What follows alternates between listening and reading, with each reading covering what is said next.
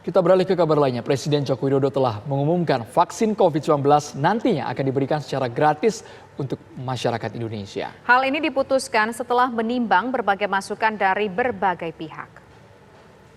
Telah menerima banyak masukan dari masyarakat dan setelah melakukan kalkulasi ulang, melakukan perhitungan ulang mengenai keuangan negara, dapat saya sampaikan bahwa vaksin COVID-19 untuk masyarakat adalah gratis. Sekali lagi, gratis, tidak dikenakan biaya sama sekali. Untuk itu saya instruksikan dan saya perintahkan kepada seluruh jajaran kabinet, kementerian, lembaga, dan pemerintah daerah untuk memprioritaskan program vaksinasi pada tahun anggaran 2021. Saya juga menginstruksikan dan memerintahkan kepada Menteri Keuangan untuk memprioritaskan dan merealokasi dari anggaran lain terkait ketersediaan dan vaksinasi secara gratis ini, sehingga tidak ada alasan bagi masyarakat untuk tidak mendapatkan vaksin. Lalu bagaimana nantinya rencana pemberian vaksin COVID-19 untuk masyarakat di tanah air? Ya, kita akan berbincang pemirsa dengan Direktur Pencegahan dan Pengendalian Penyakit Menular, yaitu ada di Dijen P2 Kemenkes Republik Indonesia, Dr. Siti Nadia Tarmizi. Selamat sore, dokter.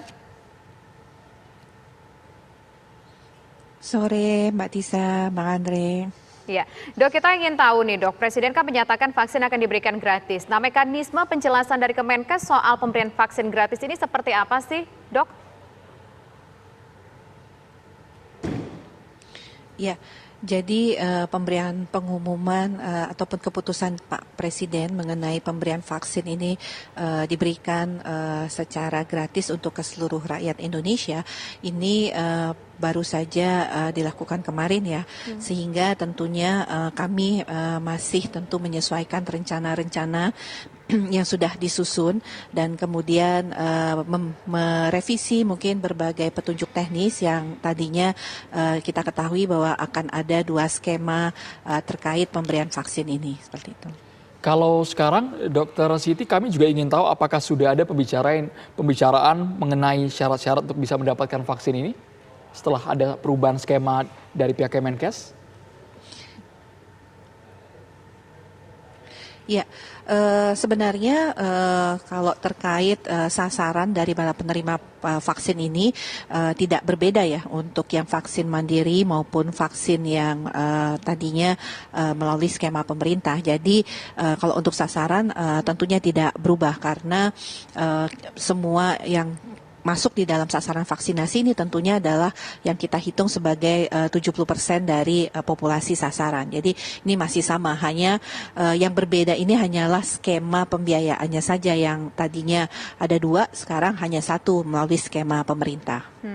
Nah, syaratnya itu tadi dok belum terjawab. Apakah mungkin harus terdaftar di BPJS kah, ataukah mungkin juga harus memiliki identitas diri? Ya, baik. Jadi Mbak Tisa, sasaran prioritas vaksin ini adalah tentunya usia 18 sampai 59 tahun. Dan ini kita sudah pernah sampaikan, baik menggunakan vaksin mandiri ataupun vaksin pemerintah. Kemarin kita kan sudah mengintegrasikan di dalam sistem satu data, yang artinya seluruh penduduk pada rentang usia 18 sampai 59 tahun ini datanya kita coba lakukan konfirmasi dan validasi untuk kemudian nanti kita integrasikan juga dengan data yang ada dari BPJS ya, dan nanti juga dengan data yang ada di Kominfo. Jadi inilah yang mekanisme ini sebenarnya tidak ada perubahan ya antara sistem yang apakah itu kemarin ada 2 mekanisme dan saat ini hanya ada 1 mekanisme.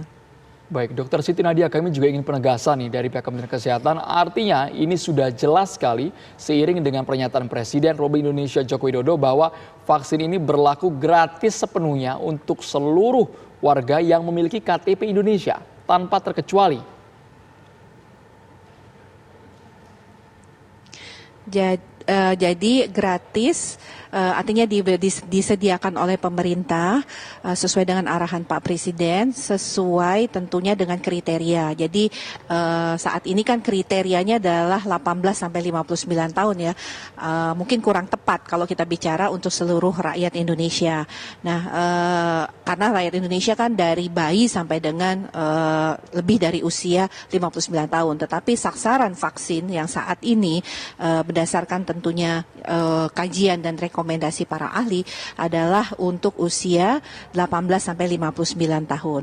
Nah, nanti kalau ada perkembangan lebih lanjut akan ada perluasan populasi, ini mungkin nanti populasinya ini akan bisa bertambah. Tapi artinya ini disediakan untuk seluruh warga negara Indonesia, dan tentunya untuk warga negara Indonesia yang tinggal di luar negeri, kita akan memikirkan juga mekanisme untuk mereka dapat tetap mengakses vaksin ini.